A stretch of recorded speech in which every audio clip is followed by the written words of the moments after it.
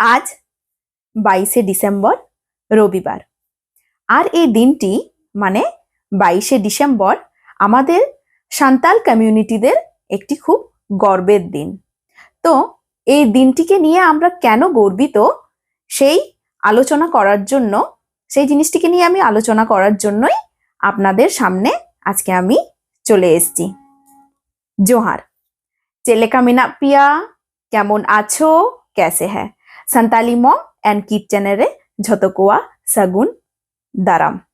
ঠিক আছে, চলুন তাহলে শুরু করা যাক।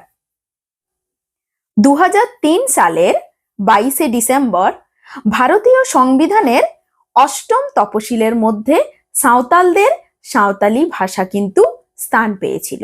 হ্যাঁ, ঠিক ধরেছেন, আজ হলো আমাদের ভাষা দিবস, অথবা বলতে পারেন সাঁওতালি পার্সি মাহা।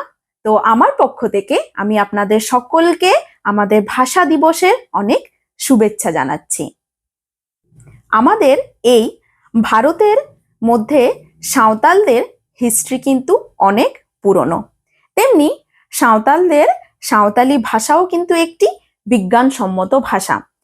আর এই বিজ্ঞানসম্মত ভাষা হওয়ার পরেও আমাদের এই সাঁওতালি ভাষাটিকে স্বীকৃতি কিন্তু দেওয়া হয়নি। স্বীকৃতি দেওয়ার জন্য বছর বছর আমাদের লেগে গেছিল।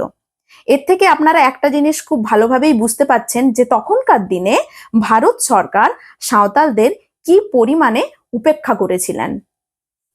ভারত সরকার 1992 সালে ভারতীয় সংবিধানের 8ম তফসিলে নেপালি, কোঙ্কনি এবং মণিপুরি এই 3টি ভাষা কিন্তু স্থান পেয়েছিল। সেই সময় আমাদের সাঁওতালদের সাঁওতালি ভাষা কোনো রকম কোনো স্থান পায়নি। এই ঘটনার পরেই কিন্তু আমাদের সাঁওতালরা ছোট বড় অনেক আন্দোলন করেন।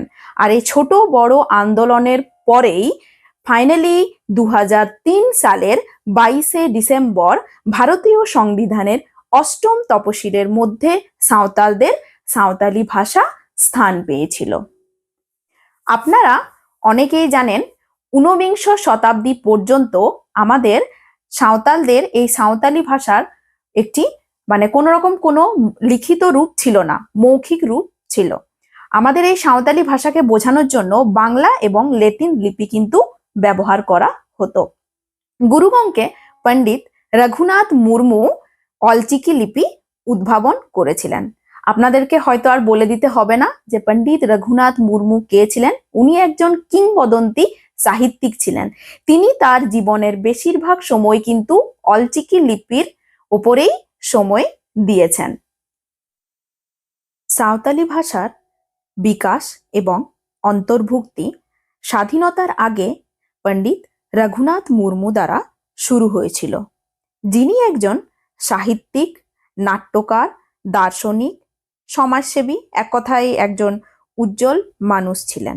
গুরুগঙ্গে 1925 সালে 20 বছর বয়সে অলচিকি লিপি আবিষ্কার করেছিলেন। গুরুগঙ্গকে নিয়ে আমরা মোটামুটি সকলেই জানি তিনি কে ছিলেন। তো যাদের যাদের আরো জানার ইচ্ছে আছে, আমার এই চ্যানেলে আমি ওনাকে নিয়ে ভিডিও বানিয়েছি, ওটার লিংক আমি ডেসক্রিপশন বক্সে আপনাদের দিয়ে দেব। জানতে চাইলে অবশ্যই কিন্তু আপনারা চেক আউট করে নেবেন।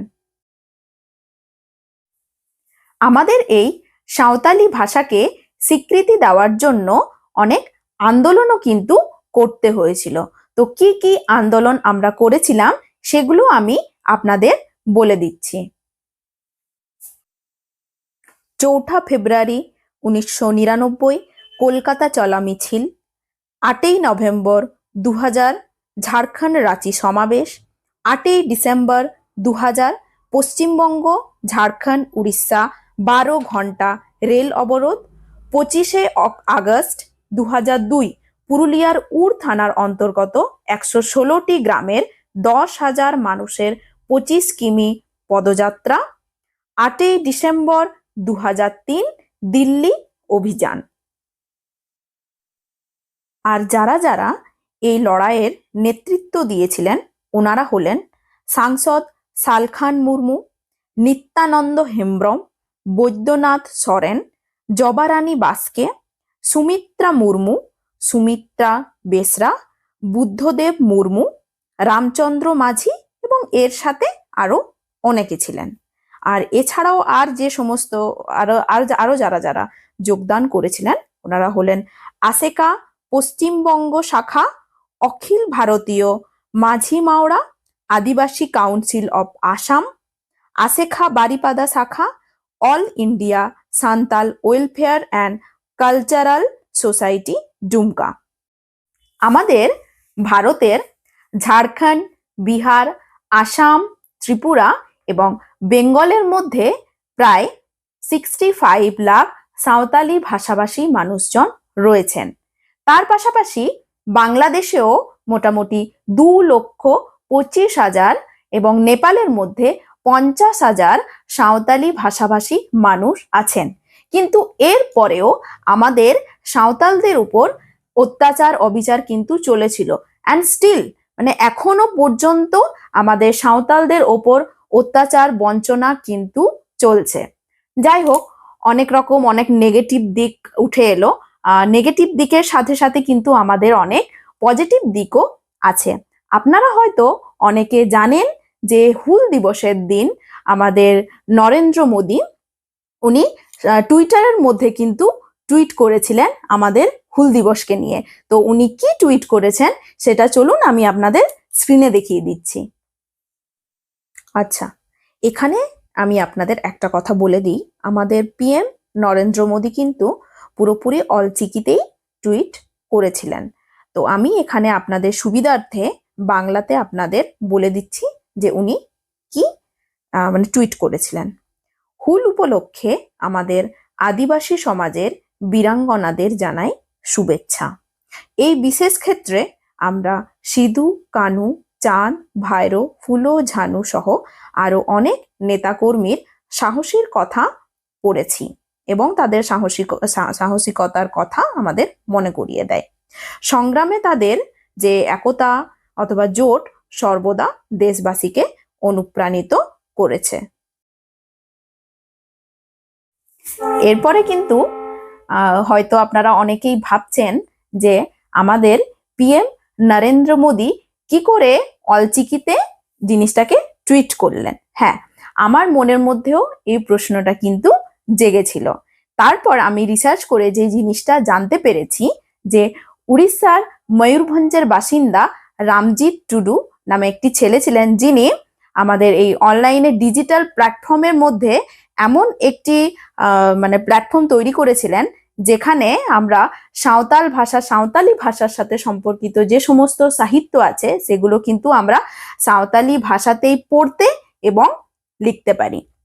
এই ডিজিটাল প্ল্যাটফর্মটি তৈরি করার জন্য মন কি বাত প্রোগ্রামে আমাদের পিএম উনি কিন্তু ওনাকে প্রশংসা জানিয়েছেন।